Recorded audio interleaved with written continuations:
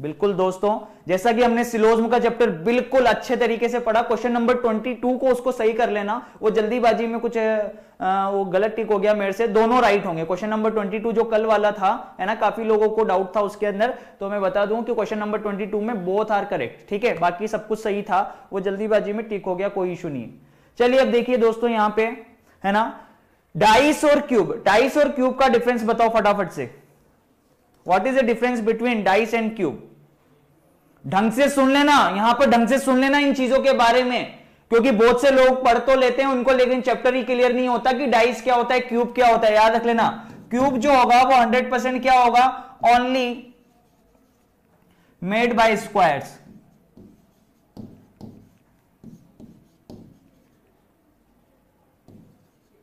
ठीक है, ये स्क्वायर से ही मिलके बना होता है, यानी वर्गों से मिलके बना होता है। किससे मिलके बना होता है? वर्गों से। यानी कि अगर आप घन को देखेंगे तो घन सिर्फ और सिर्फ वर्गों से मिलकर बना होता है, ये चीज ध्यान में रख लेना, सही है कि नहीं? यानी कि सारी फेस सेम होंगी। आप जानते हैं कि अगर ये स्क्वायर है तो उसकी लेंथ भी क्या होगी, सेम होगी, विड्थ भी सेम होगी और हाइट भी सेम होगी, ठीक है। तो ये सारा का सारा वर्गों से मिलके बना होता है। लेकिन जो पासा होता है, डाइस होता है, वो वर्गों से मिलके भी बना हुआ हो सकता है, यानी कि स्क्वायर से मिलके भी बना हुआ हो सकता है, और वो आयतों से मिलके भी बना हुआ हो सकता है, ठीक है, यानी वो रेक्टेंगल से मिलके भी बना हुआ हो सकता है। ध्यान रख लेना ये चीज। हम जो लूडो खेलते हैं उसमें जो डाइस यूज करते हैं, ठीक है। दूसरी चीज क्या, अब देखना इधर, क्यूब जो होता है, क्यूब पर नंबर लिखे हुए नहीं होते, ठीक है, इस पर नंबर नहीं लिखे हुए होते हैं, इसलिए ये क्यूब है।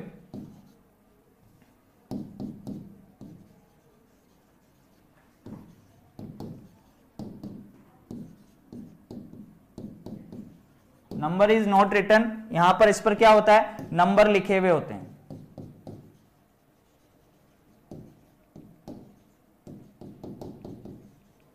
ठीक है, इस पे नंबर लिखे हुए होंगे, इसीलिए इसको डाइस बोला है। वो तो सब सेम ही रहेगा बाकी तो, सही है कि नहीं है? इस पर नंबर लिखे हुए नहीं होते हैं क्यूब पर, लेकिन डाइस पर नंबर लिखे हुए होते हैं 1 से लेके 6 तक, इसीलिए इसको डाइस बोला है, ठीक है ना दोस्तों। दूसरी चीज क्या, लूडो में जो खेलते हैं हम लोग, वो क्या होता है, स्क्वायर से मिलके बना हुआ डाइस होता है। लेकिन जो महाभारत हुई थी उसमें जो पासे यूज करे थे वो कौन से थे, आयतों से मिलकर बने हुए थे, लंबे थे। ध्यान रखना है ये चीज। तो दोनों के लिए अलग अलग कंसेप्ट हम लोग पढ़ने वाले हैं, पूरा कंसेप्ट बिल्कुल एवरीथिंग हम लोग डिस्कस करेंगे, ताकि जीवन में कभी कोई दिक्कत ही नहीं हो डाइस से रिलेटेड, ठीक है ना फ्रेंड्स। तो चलिए दोस्तों, अब यहां पर देखना, इसके ऊपर नंबर नहीं लिखे हुए होंगे, इसीलिए ये क्यूब है, और ये पूरा का पूरा स्क्वायर से मिलके ही बना हुआ होगा। ध्यान रख लेना, ये आयतों से मिलके कभी भी बना हुआ नहीं हो सकता। क्या, क्यूब। डाइस जो होता है ये स्क्वायर से मिलके भी बना हो सकता है और रेक्टेंगल से मिलके भी बना हो सकता है, और इस पर नंबर लिखे हुए होते हैं 1 से लेके 6 तक, इसलिए ये क्या है, डाइस है। क्लियर है? अब देखना है यहां पर दोस्तों, अब आपको पता है कि डाइस जो पासा होता है वो 2 टाइप का होता है, आप सभी लोग जानते ही होंगे, ठीक है। मानक पासा यानी कि स्टैंडर्ड डाइस, इसको एक बार जल्दी से देख लेते हैं हम लोग, ठीक है। और दूसरा जो डाइस होता है वो होता है साधारण पासा, नॉन स्टैंडर्ड डाइस।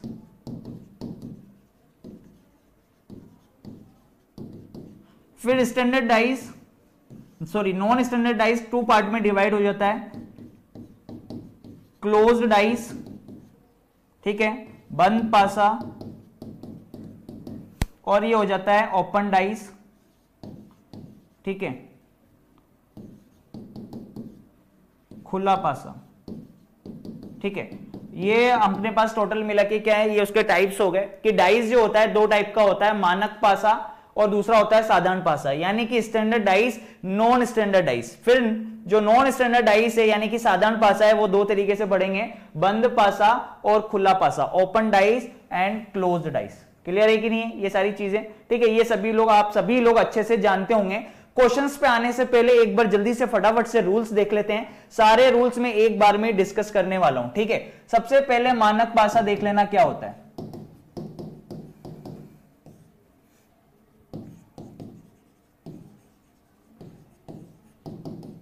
ठीक है, मानक पासा क्या होता है कि ये जो डाइस है, आज डाइस पढ़ने वाले, हम क्यूब नहीं पढ़ रहे हैं, हम क्या पढ़ रहे हैं, डाइस। तो डाइस के अंदर ये क्लोज्ड डाइस है, हम सभी लोग जानते हैं कि क्लोज्ड डाइस जो होगा उस पे क्या होगा, यानी कि जो बंद पासा है, यानी उसकी अधिकतम 3 फलके आप देख सकते हो। ठीक है, कोई भी जो बंद पासा होगा ना उसकी आप अधिकतम 3 फलके देख सकते हो, 3 फेस आपको दिखाई देगी, ऊपर वाली, आगे वाली और साइड वाली। ठीक है, मैक्सिमम 3 फेस आप देख सकते हो बंद पासे के अंदर। अब इसके अंदर होता क्या क्या है ये सभी लोग जानते ही हैं, 6 फलके होती हैं। ठीक है, 6 फलक होती है, यानी 6 फेस होते हैं। इसी तरीके से क्या होती है, 12 भुजाएं होती है, यानी कि साइड्स होती है। इसी तरीके से 8 क्या होते हैं, कोने होते हैं, ये आप सभी लोग जानते हो। ठीक है, ये आप सभी लोग जानते हो, इसको बताने की जरूरत नहीं थी वैसे, फिर भी देख लो क्या होती है, 6 फलके होती है, 6 फेस होती है, 12 भुजाएं होती है, साइड होती है और 8 कॉर्नर्स होते हैं, 8 कॉर्नर्स होते हैं। ठीक है, अब बात कर रहे हैं अपन इसकी, किसकी, स्टैंडर्डाइज मानक पासे की। तो मानक पासे का रूल होता है कि मानक पासे की दो विपरीत फलकों का योग हमेशा कितना होगा, 7। ठीक है, सम ऑफ 2 अपोजिट साइड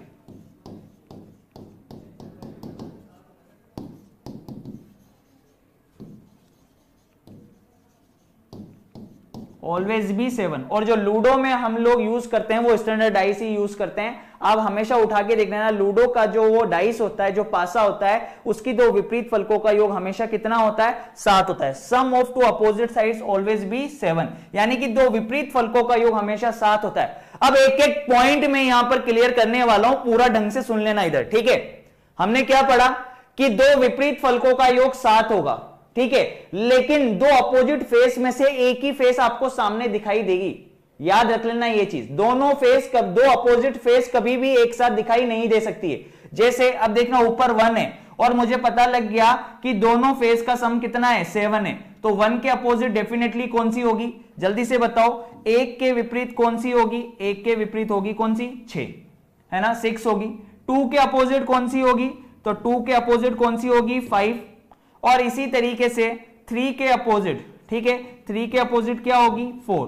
तो इन सबका सम कितना हो रहा है, 7 हो रहा है। लेकिन क्या दोनों अपोजिट फेस आपको एक साथ दिखाई दे रही है, क्या नहीं दिखाई दे रही है। और क्वेश्चन हमेशा याद रख लेना कि मैक्सिमम आज के टाइम पे वो वाला बन रहा है जो फेस आपको दिखाई नहीं दे रही है, वो पीछे वाले का पूछेगा। सामने जो दिख रहा है भाई वो तो कोई भी कर लेगा, लेकिन वो पूछेगा किसके लिए, जो फेसेस आपको दिखाई नहीं दे रही है। तो 1 बाय 1 हम सब लोग सब सारी चीजें पढ़ने वाले हैं दोस्तों, इधर देखना। अब देखो, दो अपोजिट फेस कभी भी एक साथ नहीं दिखेगी, लेकिन उनका सम कितना होगा, 7 होगा, यानी उनका योग 7 होगा। अब सामने दिखाई देने वाली फलकों में से किसी का भी योग 7 नहीं होगा, देख लेना इधर। अगर सामने अगर देखें तो इनका सम 7 नहीं है। 1 + 3 को देखें तो इनका सम 7 नहीं है। इसी तरीके से 2 + 3 देखें तो इनका सम 7 नहीं है। तो याद रख लेना कि जो सामने दिखाई देने वाली फेस है उनका सम कभी भी 7 नहीं होगा। किसके अंदर, स्टैंडर्डाइज के अंदर। समझ में आया कि नहीं आया, ये चीज क्लियर है कि नहीं है सभी को, है ना दोस्तों। सामने दिखाई देने वाली फलकों में किसी का भी योग 7 नहीं होगा, तभी तो दो विपरीत फलकों का योग 7 होगा। सही है। अब देखना यहां पर दोस्तों, इस जगह पर समझना। अब नॉन स्टैंडर्डाइज की बात आती है, जैसे कि मान लो स्टैंडर्डाइज की पहले मैं बात कर लेता हूं पूरी कंप्लीटली। यहां पर जैसे मैंने लिखा 1 2 3, इसी तरीके से अगर मैंने लिखा यहां पर 4 5 6, ठीक है, तो देखो ये भी एक स्टैंडर्डाइज है, ठीक है, मानक पासा है, और ये भी एक स्टैंडर्डाइज है, ठीक है, मानक पासा है।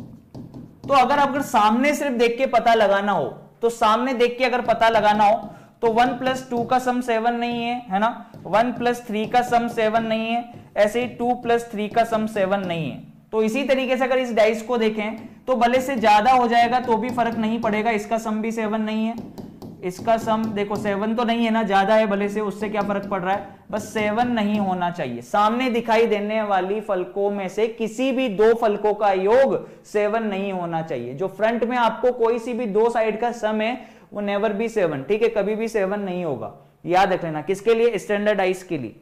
अब इसी तरीके से साधारण पासा क्या होता है, ठीक है, इसमें अपोजिट होगा साधारण पासा, नॉन स्टैंडर्डाइज।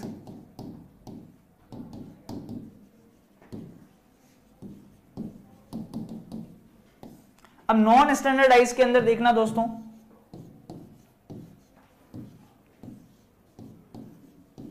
जैसे ये ले लिया मैंने,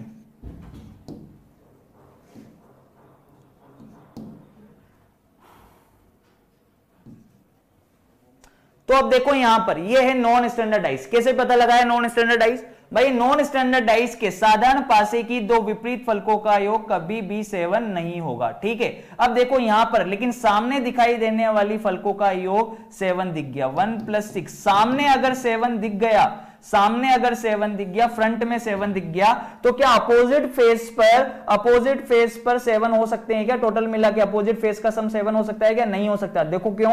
क्या ये 6 अब नीचे हो सकता है क्या? अगर 6 सामने दिखाई दे रहा है तो 6 कभी भी नीचे नहीं हो सकता। ठीक है, क्योंकि यहां पर अगर ये 6 नीचे हो जाता तो दो बार 6 आ जाता, जो कि पॉसिबल नहीं है। 6 2 टाइम्स तो नहीं आ सकता, इसलिए 6 नीचे नहीं हो सकता, 6 यहां पर है। तो सामने दिखाई देने वाली 2 फेस का सम कितना हो रहा है? 7। यहां पर भी देखो सामने दिखाई देने वाली 2 फेस का सम 7 है, तो नीचे वाली फेस पर, अपोजिट फेस पर 5 नहीं हो सकता, क्योंकि 5 यहीं पे दिखाई दे रहा है सामने। सही है कि नहीं है? तो इसलिए ये कौन सा डाइस है? ये आपका साधारण पासा है, नॉन स्टैंडर्ड डाइस है। क्लियर है कि नहीं है दोस्तों? सभी को क्लियर है? ओके, चलो अब देखो इधर, ये सारी चीजें बेसिक्स आपको क्लियर है। अब देखो कंपैरिजन देख लेते हैं, फिर क्वेश्चंस की तरफ चलेंगे। कंपैरिजन यानी कि तुलना किस तरीके से होगी डाइस की। अब देखो यहां पे आपको दो तरीके क्वेश्चन देखो कहां मिलेगा कंपैरिजन। जब आपको मिलेगा तो आपको देखो सबसे पहले क्या हो सकता है, आपको क्वेश्चन में क्या क्या मिलेगा एग्जाम पॉइंट ऑफ व्यू से।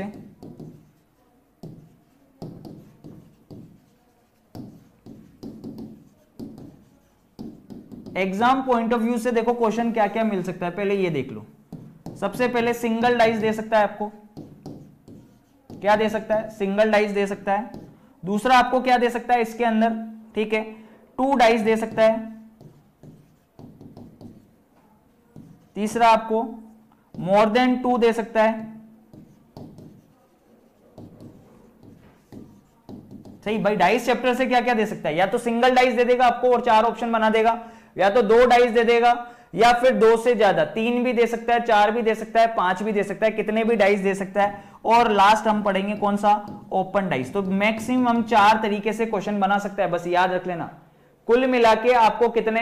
4 तरीके से क्वेश्चन बना सकता है दोस्तों। कितने? Single dice, 2 dice, more than 2 मतलब 3 भी दे सकता है, 4 भी दे सकता है, या फिर वो ओपन डाइस, खुला डाइस दे सकता है। तो मेनली डाइस से कुल मिला के जितनी भी किताबें आप लोग उठाओगे, जितने भी टेस्ट पेपर्स उठाओगे, हमेशा मैक्सिमम 4 तरीके के क्वेश्चन देखने को मिलेंगे। ठीक है, सिंगल डाइस उतना ही था, ओपन डाइस उतना आपने देख लिया, स्टैंडर्ड डाइस क्या था, उसके बाद हमने पढ़ लिया नॉन स्टैंडर्ड डाइस यानी कि साधारण पासा क्या था। अब कंपैरिजन देख लेते हैं, कंपैरिजन किस तरीके से होगा। सारी चीजें यहां पर क्लियर कर रहा हूं, देख लेना इधर। ठीक है, कि 2 डाइस जब भी देगा भाई, ऑब्वियस सी बात है कंपैरिजन किस में होगा? 2 डाइस में तो होगा। कंपैरिजन देखना, तुलना देखेंगे अब। when 2 dice are given. अब एक चीज ध्यान रख लेना यहां पर, ऑप्शंस पर डिपेंड करेगा आंसर, मैं पहले ही बता दूं आपको। ठीक है, ऑप्शंस मस्ट है भाई। ठीक है, आंसर जो होगा आपके ऑप्शंस पर डिपेंड करेगा, ये हमेशा याद रख लेना। अब जैसे भले से कंपैरिजन हम लोग पढ़ रहे हैं यहां पर, जैसे यहां पर देख लिया, अब इसमें भी 2 डाइस तो ले रहे हैं, लेकिन 2 डाइस में भी क्या? व्हेन 1 नंबर और लेटर इज कॉमन। ठीक है, जब 1 नंबर और लेटर क्या होगा? कॉमन होगा। देखना है यहां पर,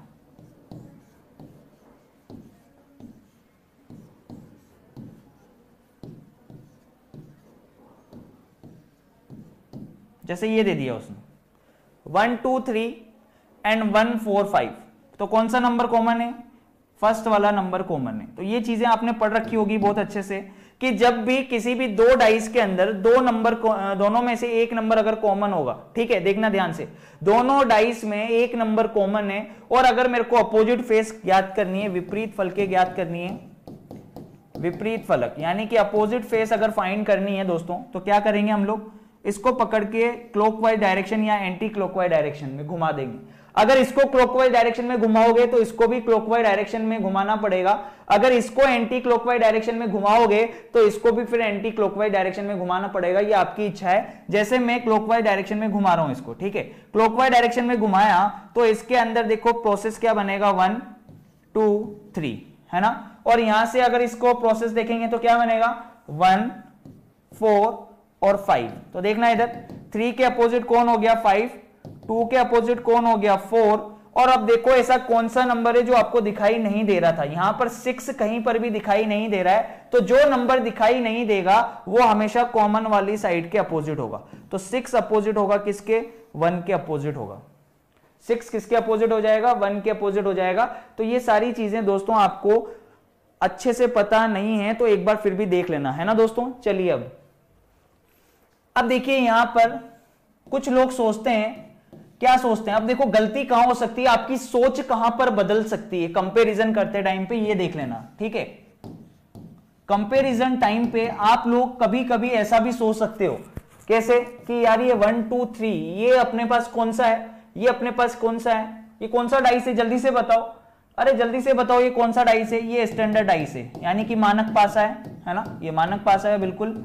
और अब देखो अगर इसका कंपैरिजन इसके साथ दे दिया, किसके साथ, स्टैंडर्ड डाइस के साथ,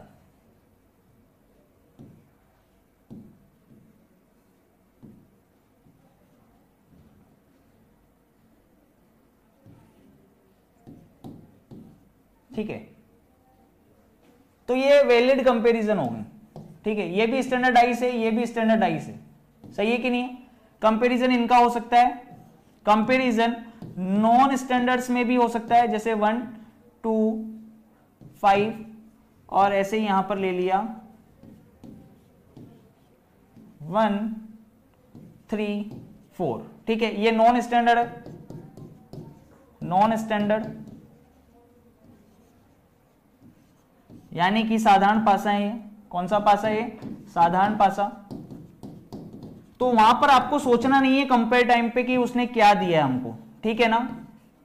देखो इधर अब एक स्टैंडर्ड और एक नॉन स्टैंडर्ड भी दे सकता है, जैसे ये स्टैंडर्ड दे दिया और एक दे दिया आपको नॉन स्टैंडर्ड।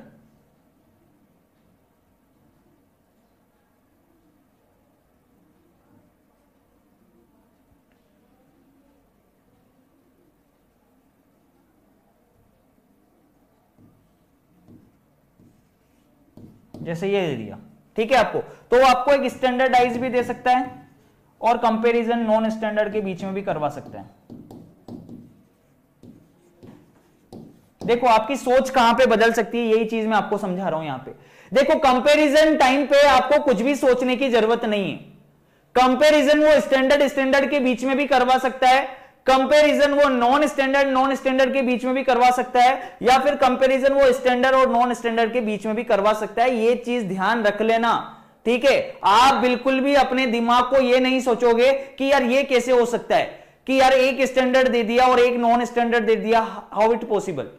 सही है, दोनों स्टैंडर्ड देने चाहिए या दोनों उसको नॉन स्टैंडर्ड देने चाहिए, या फिर उसको क्या स्टैंडर्ड और नॉन स्टैंडर्ड दे दिया, तो कंपैरिजन कैसे हो सकता है। यहां पर आपकी सोच बदल सकती है, वहां पे आप रुक सकते हैं। तो रुकना नहीं है, सिर्फ एक चीज याद रखनी है, अगर एक नंबर कॉमन होगा तो उसको पकड़ के आप क्लॉकवाइज डायरेक्शन में घुमा दोगे और फाइंड कर लोगे। समझ में आ रहा है कि नहीं आ रहा, ये चीज ध्यान रख लेना। यहां पे समझ में आ रहा है कि सभी को समझ में आ गया, तो थम्स अप कर दो फटाफट से। क्वेश्चन अभी कराएंगे, पहले चीजें देख लो कि कहां पर दिक्कत हो सकती है, ठीक है। क्या पे आपको कंपैरिजन में क्या दे सकता है, वो स्टैंडर्ड दे सकता है, नॉन स्टैंडर्ड यानी साधारण भी दे सकता है दोनों, या फिर वो स्टैंडर्ड और नॉन स्टैंडर्ड भी दे सकता है। 3 कंडीशन बनेगी कंपैरिजन टाइम पे, सब कुछ आ सकता है उसमें, ठीक है। आपको कुछ भी नहीं सोचना है कि यहां पर यार ये कैसे दे दिया डाइस। अब देखो यहां पे दूसरी चीज समझना, जब 2 नंबर कॉमन होंगे, when 2 number or letter are common, तो इसको देखना दोस्तों। अब देखिए यहां पर अगर 2 नंबर कॉमन होंगे तो आप लोग किस तरीके से करेंगे।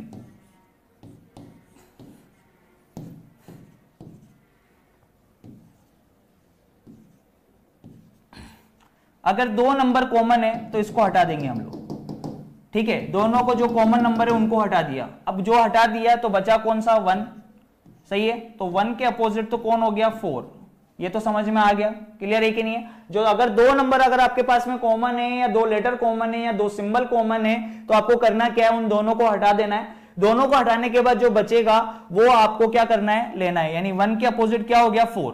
अब देखिए सामने, यानी इस चीज को समझना है यहां पर, क्या 2 और 3 एक दूसरे के कभी अपोजिट हो सकते हैं क्या? सामने दिखाई देने वाले अंक कभी भी एक दूसरे की विपरीत फलकों पर नहीं हो सकते। याद रखना एक चीज, जैसे कि मान लो मैंने एक डाइस बनाया है 1 2 3, ठीक है, तो देखना इधर 1 2 के अपोजिट कभी भी नहीं हो सकता, 1 3 के अपोजिट कभी भी नहीं हो सकता। इसी तरीके से जैसे 1 2 3 एक दूसरे के अपोजिट नहीं हो सकते, तो जो नहीं दिखाई देने वाले नंबर हैं कौन से, 4 5 6, वो भी कभी भी एक दूसरे के अपोजिट नहीं हो सकते। जैसे सामने दिखाई देने वाले अंक एक दूसरे के अपोजिट नहीं हो सकते, उसी तरीके से जो सामने नहीं दिखाई देने वाले अंक हैं वो भी एक दूसरे के अपोजिट नहीं हो सकते। तो देखना इधर 1 के अपोजिट 4, ये तो पता लग गया। अब सामने दिखाई देने वाले अंक तो एक दूसरे के अपोजिट नहीं होंगे ना, यानी 1 2 और 3 ये तो एक दूसरे के अपोजिट नहीं हो सकते। अब एक बात बताओ, इन दोनों में अब ऐसा कौन सा नंबर है जो आपको दिखाई नहीं दे रहा है, 5 और 6, सही है कि नहीं है। यानी 1 के अपोजिट 4, ये तो कंफर्म हो गया। 2 और 3 एक दूसरे के विपरीत कभी नहीं हो सकते, तो इसी तरीके से जो नहीं दिखाई देने वाले नंबर हैं कौन से, 5 और 6, ये भी एक दूसरे के अपोजिट नहीं हो सकते। तो डेफिनेटली फिर 5 किसके अपोजिट आ सकता है, 5 आ सकता है 2 के अपोजिट, तो डेफिनेटली फिर 3 के अपोजिट क्या हो जाएगा, 6 हो जाएगा। लेकिन यह भी हो सकता है कि 2 के अपोजिट 6 हो और 3 के अपोजिट 5 हो। ये तो ऑप्शंस पर डिपेंड करेगा कि जब हमें ऑप्शंस कैसे दे रखे हैं, किस तरीके से हमें आंसर टिक करने। समझ में आ रहा है कि नहीं आ रहा? तो देखो इधर तो क्वेश्चन जो हिडन वाला होता है ना, वहां से बनता है आजकल।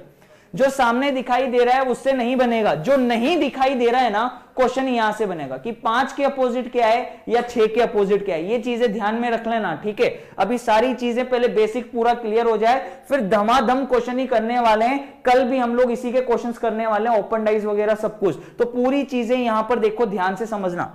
अब देखो यहां पे अगला देखना, अब इधर आपने अभी यहां पे 2 नंबर कॉमन थे, उसका कंपैरिजन पढ़ा। अब बारी आती है किसकी, जब नो कॉमन, कोई भी नंबर कॉमन नहीं हो, ठीक है।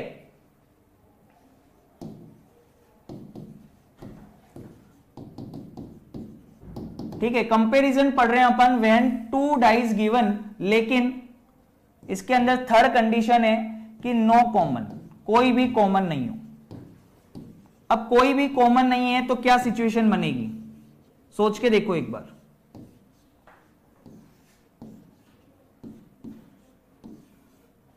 जैसे उसने ले लिया 1 2 3 और यहां पर ले लिया 4 5 6, क्लियर है, ये ले लिया उसने। भाई 2 डाइस ले लिए, उनमें कुछ भी कॉमन नहीं है, तो भाई ध्यान रख लेना। अब यहां पर क्या इनका कंपैरिजन हो सकता है क्या, जल्दी से बताओ, फटाफट से बताओ, क्या इन दोनों डाइस का कंपैरिजन हो सकता है? पूरा फोकस यहां पे रखना, जबरदस्त तरीका और जबरदस्त चीज बता रहा हूं, यहां पर देख लेना। अगर आपने ये लिया है 1 2 3 लिया है, ठीक है, क्या लिया है 1 2 3 एक डाइस पर, यानी कि आपने एक स्टैंडर्ड डाइस लिया है। कौन सा स्टैंडर्ड डाइस, यानी कि मानक पासा लिया है दोस्तों। तो ध्यान रख लेना, दूसरा वाला ऑटोमेटिकली मानक पासा ही बन जाएगा। याद रख लेना, ये कंडीशन ऑटोमेटिकली मानक पासा स्टैंडर्ड डाइस की बन जाएगी। क्यों? क्योंकि 1 2 3 अगर एक पे ले लिया और कोई भी कॉमन नहीं है, तो बचे हुए दूसरे वाले डाइस पर क्या आएगा, 4 5 6 आएगा। और अगर 4 5 6 आएगा तो ये भी स्टैंडर्ड हुआ, तो ऑटोमेटिकली दूसरा भी तो स्टैंडर्ड होगा। तो फर्स्ट कंडीशन हमेशा याद रख लेना, फर्स्ट कंडीशन इसकी यही है कि जब भी आपके पास दोनों डाइस का कंपेयर करोगे और कुछ भी कॉमन नहीं आएगा, तो ये डेफिनेटली कौन हो गया, स्टैंडर्ड डाइस हो गया। अब अगर ये स्टैंडर्ड डाइस हो गया, तो स्टैंडर्ड डाइस में हम अपोजिट फेस निकालना जानते ही हैं कि स्टैंडर्ड डाइस में विपरीत फलके किस तरीके से निकालते हैं। तो डेफिनेटली 1 के अपोजिट क्या हो जाएगा, 1 के अपोजिट हो जाएगा कौन सा, 6, सही है। 2 के अपोजिट क्या हो जाएगा, 4 हो जाएगा, क्योंकि 2 विपरीत फलकों का योग, सॉरी 2 के अपोजिट आपका 5 हो जाएगा, है ना, क्योंकि 2 विपरीत फलकों का योग कितना होता है, 7 होता है। तो 2 के अपोजिट हो गया 5, और इसी तरीके से जो 3 है, 3 के अपोजिट आपके पास हो जाएगा कौन सा, 4। ठीक है, तो ये एक रूल हो गया। क्या रूल हो गया कि नो कॉमन, अगर कुछ भी कॉमन नहीं है तो कंडीशन देख लेना क्या बनेगी। ठीक है, अगर एक स्टैंडर्ड है तो डेफिनेटली दूसरा भी स्टैंडर्ड ही होगा, डेफिनेटली 100% स्टैंडर्ड होगा। और स्टैंडर्ड में हम जानते हैं कि कौन किसके अपोजिट होता है, दो विपरीत फलकों का योग हमेशा कितना होता है, 7 होता है। बहुत ही बढ़िया दोस्तों, ठीक है। अब यहां पर देखना, अगर कुछ भी कॉमन नहीं है, ठीक है, पर अब ले रहा हूं मैं कौन सा डाइस, इस तरीके से कंडीशन वही है, नो कॉमन, कोई भी कॉमन नहीं है और डाइस मैंने ये लिया, देखना ये वाला डाइस ले लिया, इस बार मैंने 1 6 3 ले लिया, मैंने एक इस बार ले लिया non standard dice, non standard dice यानी कि साधारण पासा ले लिया। अब अगर नॉन स्टैंडर्ड डाइस अगर मैंने ले लिया है ना 1 6 5 और कुछ भी कॉमन नहीं है, तो बचे हुए पे क्या क्या आएगा, बचे हुए बताओ, 1 6 और 3 तो यहां पे आ गया, तो बचा कौन, 2 बचा, एक 4 बचा है और एक क्या बचा है, 5 बचा है, यही तो आएगा। तो डेफिनेटली अगर मैंने एक साधारण पासा लिया तो दूसरा भी साधारण पासा ही बनेगा भाई, याद रख लेना, नॉन स्टैंडर्ड डाइस ही मिलेगा यहां पे हमको, ठीक है, दूसरा भी साधारण पासा बनेगा।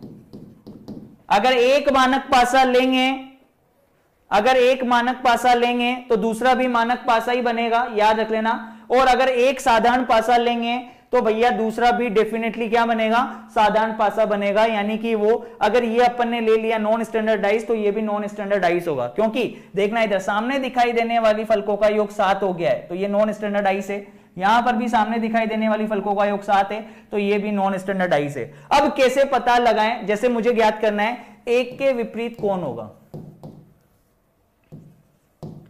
एक के विपरीत, एक के अपोजिट कौन होगा भाई। अगर इस तरीके से मुझे फाइंड करना है कि एक के अपोजिट, कि एक के अपोजिट क्या है, तो जल्दी से बताओ भाई एक के अपोजिट क्या होगा।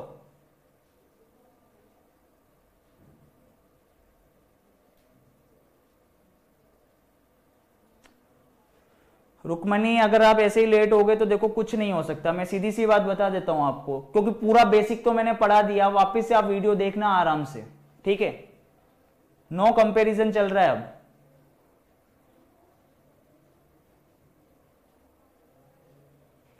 अब देखो एक के अपोजिट, यहां पर लोग जो आंसर बता रहे हैं ना, क्या बता रहे हैं, एक के अपोजिट 6, एक के अपोजिट 2, अलग अलग आंसर आ रहे हैं। आंसर डिपेंड करेगा टोटली ऑप्शंस पर, मैंने बोला ना आंसर टोटली किस पर डिपेंड करेगा, ऑप्शंस पर। अब देखना इधर वास्तव में होता क्या है कि भैया मुझे इतना तो पता है कि एक के अपोजिट 6 तो नहीं हो सकता, एक के अपोजिट 3 तो नहीं हो सकता, क्योंकि सामने दिखाई देने वाले जो नंबर हैं वो तो कभी भी एक दूसरे के अपोजिट नहीं हो सकते। एक के अपोजिट 6 नहीं हो सकता, एक के अपोजिट 3 नहीं हो सकता, तो भैया एक के अपोजिट 1 भी नहीं हो सकता, याद रख लेना, नहीं हो सकता ना, क्लियर है कि नहीं है। अब भैया अब देखो इधर कौन से अंक जो हैं जो आपको दिखाई नहीं दे रहे थे, मतलब दूसरे वाले पासे पर कौन सा हो रहा है, 2 4 और 5, ठीक है। अब एक के अपोजिट दूसरे वाले पासे का कोई भी अंक हो सकता है, यानी एक के अपोजिट दूसरे वाले पासे का 4 भी हो सकता है, तो भैया दूसरे वाले पासे का 2 भी हो सकता है, तो दूसरे वाले पासे का 5 भी हो सकता है, 4 भी हो सकता है, 2 भी हो सकता है, 5 भी हो सकता है। समझ में आ रहा है कि नहीं आ रहा। लेकिन अगर मान लो सपोज करो कि उसने इस तरीके से दिया, देखना इधर, जैसे वो एक के अपोजिट अगर आपको ऑप्शंस इस तरीके से दे दे, पहला ऑप्शन मान लो उसने ए दे दिया, 1 दे दिया, दूसरा ऑप्शन उसने आपको क्या दे दिया,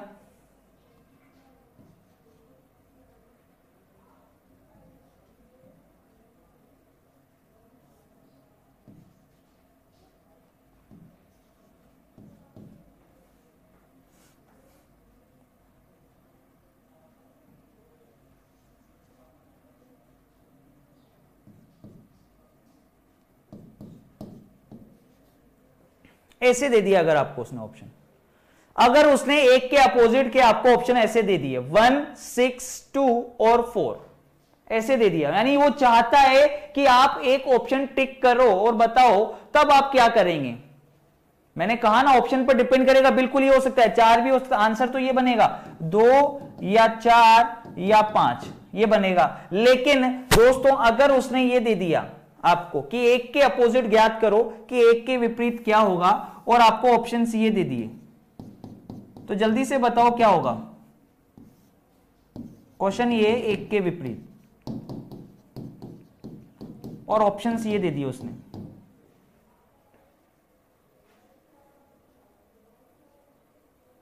भाई सीधी सी बात है, एक के अपोजिट एक तो नहीं हो सकता, तो ये तो क्रॉस।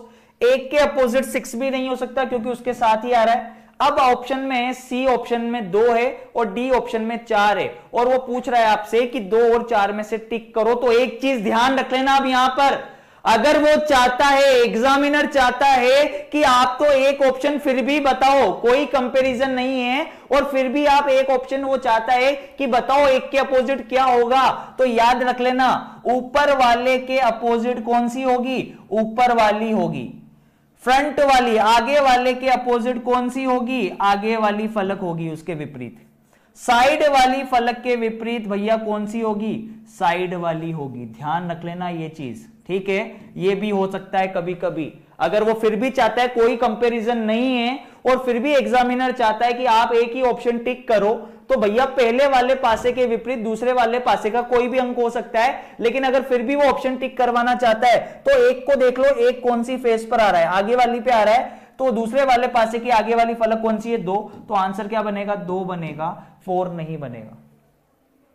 समझ में आ रहा है कि नहीं आ रहा है, ये चीजें ध्यान रख लेना, ये चीज बहुत इंपॉर्टेंट चीजें हैं, आ जाती हैं कभी कभी, ठीक है। वैसे तो ओवरऑल आंसर ये है कि एक के अपोजिट 2 या 4 या 5, यानी दूसरे वाले पासे का कोई भी अंक हो सकता है, लेकिन अगर फिर भी वो आंसर टिक करवाएगा तो ध्यान रख लेना ऑप्शन फिर ऑप्शन पर डिपेंड करेगा, ठीक है।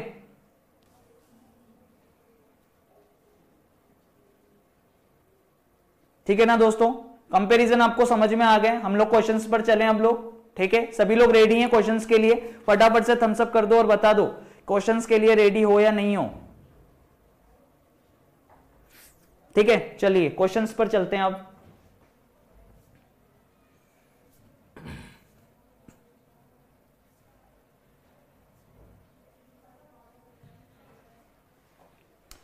क्वेश्चन नंबर 1 आपके सामने दोस्तों, which letter be opposite to the letter D, ठीक है। 4 डाइस हैं आपके पास, 3 या 4 कुछ भी दे सकता है वो, 2, 3, 4 कुछ भी दे सकता है। अब आपको फटाफट से बताना है कि इसके अपोजिट क्या होगा, ठीक है। किसके अपोजिट, लेटर डी के अपोजिट क्या होगा, जल्दी से फटाफट से बेस्ट कंपैरिजन बताओ किसका करोगे।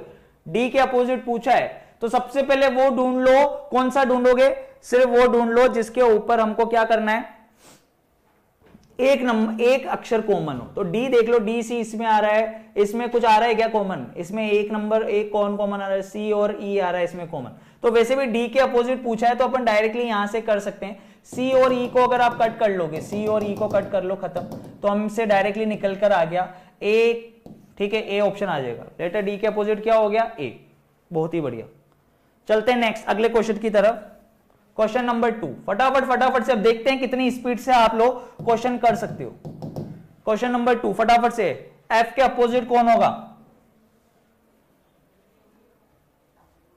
एफ के अपोजिट देख लो, एफ के अपोजिट कौन है भाई। 4 आपके पास कौन है, डाइस है, और आपको बताना है कि एफ के अपोजिट कौन है। देख लो ना किसमें क्या कॉमन है,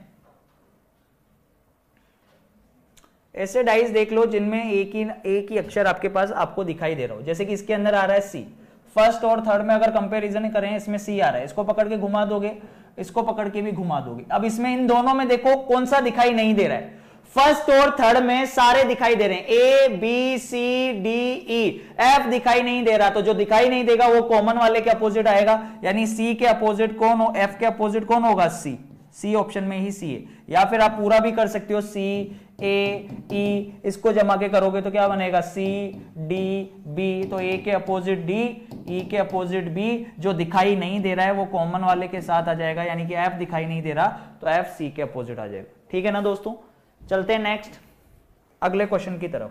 अब देखो क्वेश्चन कितनी जल्दी होते हैं, जहां पे कंफ्यूजन हो सकता है वो मैंने आपको क्लियर किया। अब देखो यहां पे 126 154 165 261, चलिए फटाफट से बताइए 1 के अपोजिट कौन होगा, फटाफट से जल्दी जितना फास्ट आप लोग कर सकते हैं। 1 के अपोजिट बताइए कि 1 के अपोजिट क्या होगा दोस्तों। अब देखिए 1 यहां पर कॉमन है, ये यहां पे 1 कॉमन है, ठीक है। और इसको पकड़ के घुमाएगा। कौन सा नंबर दिखाई नहीं दे रहा है? 3 दिखाई नहीं दे रहा ना, तो डायरेक्टली करो, अपन को करने की जरूरत क्या है, बार बार लिखने की जरूरत नहीं है। ठीक है, 1 के अपोजिट पूछ रहा है, इन दोनों का कंपेयर किया, 3 दिखाई नहीं दे रहा, तो सीधी सी बात है 3 आ जाएगा। सही है कि नहीं? जो दिखाई नहीं दे रहा वो कॉमन वाले के अपोजिट आता है, तो 1 के अपोजिट क्या हो गया? 3। ठीक है, नेक्स्ट चलते हैं दोस्तों अगले क्वेश्चन की तरफ।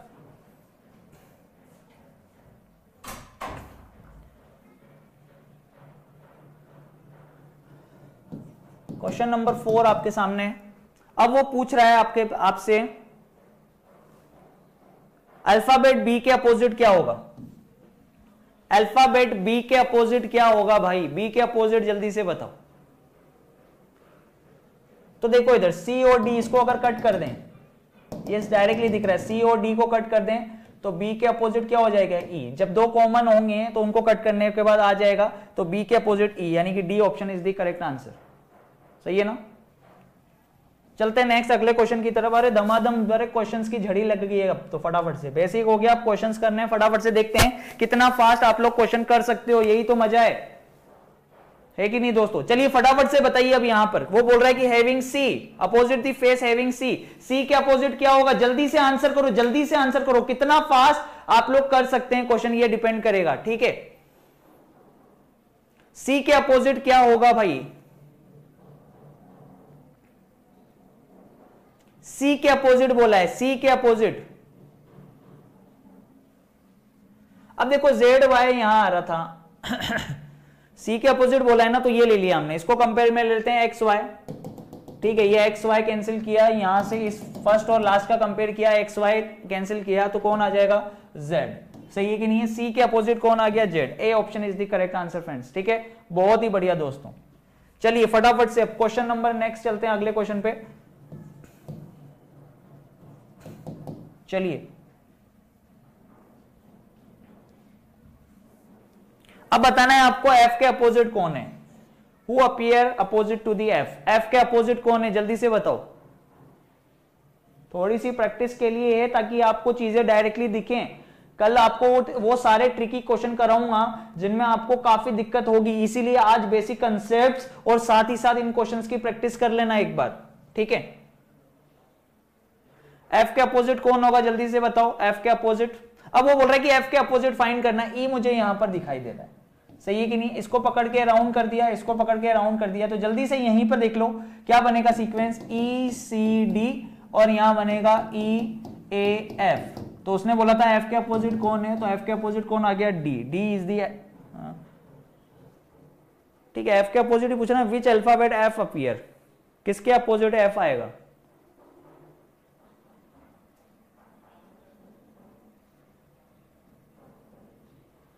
डी एफ के अपोजिट आना चाहिए, एफ के अपोजिट डी आना चाहिए यार। चलो इसमें क्वेश्चन को देख लेंगे इसको, है ना?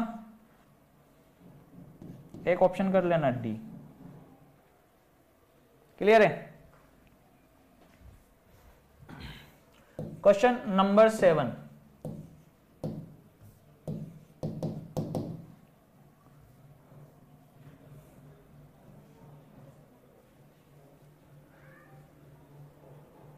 चलो बनाओ फटाफट से बनाओ। 3 के अपोजिट, 3 के अपोजिट फाइंड करना है फटाफट से कि 3 के अपोजिट क्या होगा।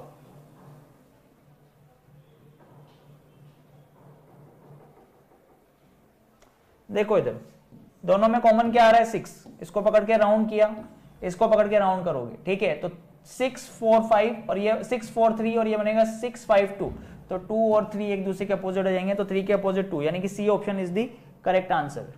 चलते हैं नेक्स्ट अगले क्वेश्चन की तरफ। Question number 8।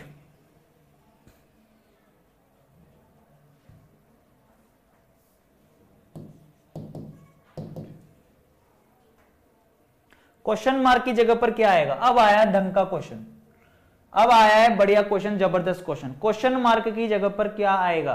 अब बताओ भाई। अब ऑप्शन आपके सामने ही है देखते हैं कितने लोग क्वेश्चन नंबर 8 का सही से जवाब देते हैं। आंसर 2 दिखाई दे रहा है, आंसर 4 दिखाई दे रहा है, अलग अलग आंसर दिखाई दे रहे हैं। चलिए अभी इस क्वेश्चन का जवाब दीजिए।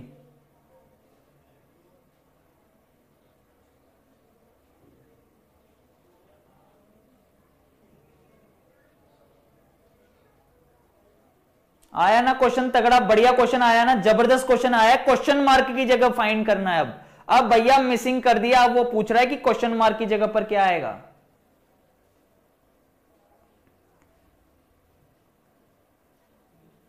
अच्छा चलो देखते हैं। अब सबसे पहले यहां पर देखेंगे, कॉमन देख लेते हैं सबसे पहले क्या है दोनों में जो कॉमन है, फर्स्ट और सेकंड का कंपैरिजन किया। 6 से 3, 3 से 1, 1 से 6, 6 से 2, 2 से 4, 4 से 6, ठीक है। कंपेयर किया, देखो क्या निकल के आएगा, 6, 3, 1। यहां पर क्या निकल के आया, 6, 2, 4। तो 1 के अपोजिट कौन आ गया, 4, 3 के अपोजिट 2, और जो कॉमन दिखाई नहीं दे रहा है, कौन सा दिखाई नहीं दे रहा, फटाफट से बताओ, है ना। तो यहां आ जाएगा 6 के अपोजिट कौन, 5। ये तो क्लियर हो गया, सही है कि नहीं है। अब देखना है यहां पर, अब वो पूछ रहा है कि यहां पर क्या, अब देखो यहां पर एक कंसेप्ट निकल के आया कि 5 के अपोजिट कौन है, 6 है, ठीक है। तो अगर 5 यहां आ रहा है, 5 यहां आ रहा है, तो इसके अपोजिट कौन हो जाएगा, 6, अपोजिट 6 हो जाएगा, सही है कि नहीं। 5 के अपोजिट, 5 यहां है ना, तो 5 के अपोजिट 6 हो जाएगा। 1 के अपोजिट कौन है, 4, तो 1 के अपोजिट 4 हो जाएगा, उधर की साइड 4 आ गया, सही है कि नहीं है। अब बचा कौन, पेयर में कौन बचा, पेयर में कौन बचा है, 2 और 3, ठीक है, ये वाला बचा है भाई, 2 और 3। तो डेफिनेटली यहां पर या तो 2 आएगा या फिर यहां पर 3 आएगा, क्योंकि यहां से ये तो क्लियर हो गया कि 1 के अपोजिट कौन हो गया, 4। 1 के देखो 6, 3, 1, ये बनाया ना हमने, 6, 3, 1। फिर नेक्स्ट क्या बनाया हमने, 6, 2, 4, 6, 2, 4। तो 3 के अपोजिट 2, 1 के अपोजिट 4, ठीक है। तो 1 के अपोजिट 4 लिख दिया। ऐसे ही 6 किसके अपोजिट है, 5 के, तो 5 के अपोजिट 6 लिख दिया। तो बचा कौन, 2 और 3। तो यहां पर या तो 2 आएगा या फिर 3 आएगा, ठीक है ना, या तो 2 आएगा या फिर 3 आएगा। 6 और 4 तो नहीं आएंगे, ये तो हट गया। अब बताओ कौन सा आएगा, 2 आएगा कि 3 आएगा, जल्दी से बताओ इस जगह पर कौन आएगा, 2 आएगा कि 3 आएगा। अब कैसे पता लगेगा, अब देखो यहां पर कैसे पता लगेगा। अब इसको देखना, यहां पर ध्यान से देखना, 6, 6, 1 और ऊपर आ गया 3, देखना इधर ध्यान से देखना, 6, 1, 3। अब यहां पर देखना, ये अपोजिट साइड पर इस तरीके से चल रहा है, एंटी क्लॉकवाइज डायरेक्शन में चल रहा है, ध्यान से देख लेना। 6 से 1, फिर 1 से 3, कौन सी डायरेक्शन है, एंटी क्लॉकवाइज डायरेक्शन, ठीक है। घड़ी की विपरीत दिशा में चलने पर, घड़ी की विपरीत दिशा, सही है कि नहीं है। घड़ी की विपरीत दिशा आपको दिखाई दे रही है, एंटी क्लॉकवाइज डायरेक्शन में चल रहे हैं। तो 6 से 1, 1 से 3, तो इस साइड पर 6 है ना, इस साइड पर 6, तो देखना 6 से 1, फिर 1 से क्या बनेगा, 3, तो इस जगह पर क्या आएगा, 3, फिर 3 से वापस 6, देख लो 6 से 1, 1 से 3 और फिर 3 से 6। एंटी क्लॉकवाइज डायरेक्शन में चलने पर ये प्रोसेस बन रहा है। या क्लॉकवाइज में देखोगे, क्लॉकवाइज में ऐसे बनेगा 6, 3, 1, तो देख लो 6, 3, 1, 6, 3, 1 ले लो या 6, 1, 3 ले लो, ये प्रोसेस बनेगा। तो ऊपर वाली फेस पर क्या आएगा, 3 आएगा। जो 2 आंसर कर रहे हैं ना, वो बिल्कुल ही गलत है, ध्यान रख लेना। यहां पर ऐसे क्वेश्चन आएंगे और इसी चीजों में अपन लोग दिक्कत कर लेंगे, तब वहां पर अपन को क्या देखना होता है, सर्किल देखना होता है। क्लॉकवाइज डायरेक्शन देखेंगे या फिर एंटी क्लॉकवाइज डायरेक्शन देखेंगे। अगर इसमें क्लॉकवाइज तो इसमें भी क्लॉकवाइज देखेंगे, अगर इसमें एंटी क्लॉकवाइज देखा है तो फिर इसमें भी एंटी क्लॉकवाइज देखेंगे। समझ में आ रहा है कि नहीं आ रहा, समझ में आया, ठीक है, ओके, बहुत ही बढ़िया। चलें नेक्स्ट अगले क्वेश्चन की तरफ। अब अगला क्वेश्चन वापिस से आपके पास क्वेश्चन मार्क वाला ही है, अगला क्वेश्चन वापस से क्वेश्चन मार्क वाला है। अब आएगा मजा, अब देखते हैं कितने लोग कर पाते हैं क्वेश्चन को। अभी तक इजी इजी कर रहे थे ना, ठीक है, कि यार सर इजी है तो इजीली हो जाएगा, ये हम कर लेंगे। अब वापस से क्वेश्चन मार्क है, क्वेश्चन नंबर 9। देखो मैं चाहता हूं कि आप लोग हर एक क्वेश्चन के बारे में जानकारी ले लें, किस तरीके से क्वेश्चन आएगा और कैसे अटेम्प्ट करना है, ठीक है ना, ताकि एग्जाम में कोई गलती ना हो। एग्जाम में हमें पूरे नंबर चाहिए, आरपीएफ हमारा होना चाहिए, डेफिनेटली श्योर है, सही है कि नहीं है। तो फटाफट से अब जल्दी से बताओ कि इस क्वेश्चन मार्क की जगह पर क्या आने वाला है।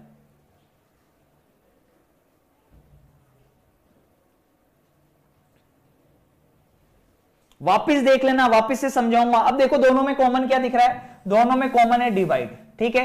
तो जो कॉमन है ना, पहले उसको पकड़ के घुमा दो, उसको पकड़ के घड़ी की दिशा में घुमा दो, क्लॉकवाइज डायरेक्शन में। तो देखो प्रोसेस क्या बनेगा, फटाफट से देखो, देखो प्रोसेस क्या बनेगा, डिवाइड, डिवाइड से फिर क्या है, इक्वल, और फिर इक्वल से क्या है, ट्राइंगल, ठीक है।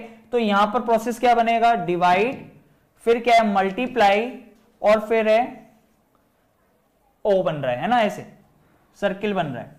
तो देखो इतना तो समझ में आ गया कि ट्राइंगल के अपोजिट हो गया सर्किल, इक्वल के अपोजिट हो गया मल्टीप्लाई, और कौन सा दिखाई नहीं दे रहा है, कौन सा, स्क्वायर दिख रहा है हमको यहां पे स्क्वायर दिख रहा है, वर्ग दिख रहा है, तो भैया भाग के अपोजिट आ गया, यानी कि डिवाइड के अपोजिट आ गया स्क्वायर। सही है कि नहीं है? ये हमें समझ में आ गया, ये हमने प्रोसेस बना लिया। अब बात करते हैं कि इसके अपोजिट क्या होगा। देखो स्क्वायर के अपोजिट तो डिवाइड है ना, स्क्वायर के अपोजिट डिवाइड है, यहां पर स्क्वायर दिख रहा है, यहां पर वर्ग दिख रहा है, तो भैया इसके अपोजिट तो डिवाइड है, ये बना दिया। इसके अपोजिट वाली फेस पर क्या आएगा, इधर वाली फेस पर स्क्वायर है तो इधर वाली फेस पर डिवाइड आएगा, ये बना दिया डिवाइड। ठीक है, अब देखो सर्किल के अपोजिट क्या है, ट्राइंगल। सर्किल के अपोजिट ट्राइंगल है, अगर आगे आगे सर्किल आ रहा है, गोला आ रहा है, तो इसके अपोजिट क्या होगा, ट्राइंगल होगा, ये बना दिया है। अब देख लो ऐसा कोई आपके पास डाइस दिखाई दे रहा है क्या? इन दोनों डाइस में कौन सा ऐसा डाइस है जिसके पास में या तो डिवाइड के साथ ट्राइंगल आ रहा हो, सॉरी डिवाइड के साथ सर्किल आ रहा, गोला आ रहा हो, और या फिर ट्राइंगल के साथ, देखो इसके पास वाली ये है, तो ट्राइंगल के साथ आपको कोई सी प्रोसेस देख लो क्लॉकवाइज डायरेक्शन में दिखना चाहिए। अब आप देखो ध्यान से, अगर आप इस वाले को देखोगे, इसको देखना, इसको अगर आप ध्यान से देखोगे तो आपको पता लगेगा,